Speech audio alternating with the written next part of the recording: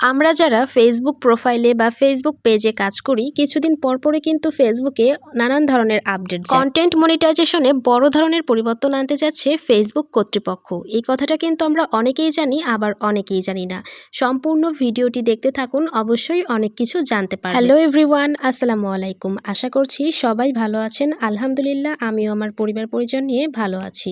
ঈদ তো চলেই গেল, কিন্তু খাওয়া দাওয়া কিন্তু এখনো শেষ হয়নি। তো যাই হোক, গরম তো বেশ ভালোই পড়ছে, তারপরও কিন্তু বাড়িতে গরুর মাংস রান্না হয়েছে, খিচুড়ি রান্না হয়েছে। এগুলো খাওয়া দাওয়া করে বিকেলে আমরা ঘুরতে গিয়েছিলাম। সম্প্রতি ফেসবুক ঘোষণা দিয়েছে 2025 সালের 31 আগস্ট থেকে তারা ইনস্ট্রিম অ্যাডস অন রিলস এবং পারফরমেন্স বোনাস সিস্টেম বন্ধ করে দিচ্ছে।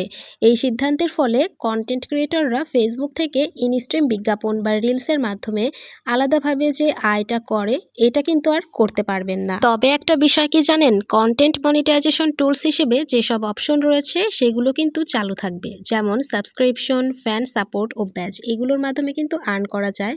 মেটার পক্ষ থেকে জানানো হয়েছে তারা এখন যে কন্টেন্ট মনিটাইজেশনের জন্য নতুন পদ্ধতি ও প্রযুক্তির উপর গুরুত্ব দিচ্ছে এবং আরও দিবে। তবে যারা ছোট ও মাঝারি কন্টেন্ট ক্রিয়েটররা আছে, যারা কিনা আমাদের মতন, তারা কিন্তু একটু চিন্তায় পড়তে পারেন। তারা কিন্তু অনেক সময় অনেক রকম বুঝতে পারে না প্রথম যে এত ঘন ঘন আপডেট যাচ্ছে, কি করব, আমাদের কি হবে, এসব নিয়ে কিন্তু অনেক রকম চিন্তাভাবনা এমনিতেই আসে। তো ফেসবুকের যে কন্টেন্ট মনিটাইজেশন টুলস, এর মাধ্যমে কিন্তু সবকিছু এখন আর্নিং এর সিস্টেম করে দিচ্ছে ফেসবুক। আর যারা কন্টেন্ট মনিটাইজেশন এখনো পায়নি আমার মতো, তারাও কিন্তু পাবে।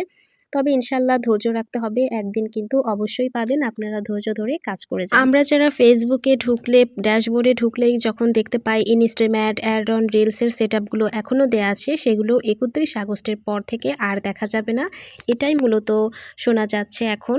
তো দেখা যাক কি হয়। তো আশা করি সবাই বিষয়টি বুঝতে পেরেছেন, আর যারা বুঝতে পারেননি ভিডিওটি মনোযোগ সহকারে দেখুন আর কথাগুলো শুনুন, অবশ্যই বুঝতে পারবেন। তো এই তো বিকেলবেলা কিন্তু একটু ঘুরতে বের হয়েছিলাম, দুপুরে খাওয়া দাওয়া করে তারপরে বিকেলে বের হয়েছি। আর এখন যেহেতু গরমের দিন, সন্ধ্যার আগেই বের হই কোথাও। আর পার্কে যেহেতু গিয়েছিলাম ঘুরতে, এটা একদমই দেরি হয়ে গেছিলো, যদিও বাসার কাছে, তারপরেও কিন্তু দেরি হয়ে যায়। বাচ্চা কাচ্চা নিয়ে রেডি হওয়াটা অনেকটাই প্যারার মধ্যে, আর সবসময় লেটই হয়ে যায়। যাই হোক, আমার মেয়ে তো আজকে পার্কে এসে খুবই খুশি। সে ঘোড়ায় চড়েছে, দোয়েল পাখিতে চড়েছে, কিছু কিছু রাইডে উঠছে। সে কিন্তু অনেকটাই খুশি। এই পার্কের এরিয়াটা কিন্তু খুবই অল্প, তারপরও কিন্তু বাচ্চারা খুশি থাকে পার্কে আসলে, অনেক কিছু দেখতে পায়। এজন্য তারা অনেকটা আগ্রহের সাথে ঘুরতে আসে। আমি যখন ছোট ছিলাম, একসময় আমি এই পার্কের মধ্যেই অনেক বড় হয়েছি, পার্কের মধ্যেই খেলাধুলা করেছি, ছোটাছুটি, দৌড়াদৌড়ি সবকিছু করেছি। আর এখন আমি আমার মেয়েকে নিয়ে এই পার্কেই ঘুরতে আসি। আর আমাদের এলাকায় যেহেতু ঘোরার তেমন জায়গা নেই এটা ছাড়া, তো আমার মেয়ে কিন্তু আসার সময় একটা খেলনাও কিনে নিয়ে এসেছে। এখন সে বাসায় এসে খেলতে বসেছে, আর এটা তো তার খুবই পছন্দের। আজকের ভিডিওটি যারা সম্পূর্ণ দেখেছেন তাদেরকে অসংখ্য ধন্যবাদ। যারা ইউটিউব চ্যানেল থেকে দেখে থাকবেন, অবশ্যই আমার চ্যানেলটি সাবস্ক্রাইব করে পাশে থাকবেন।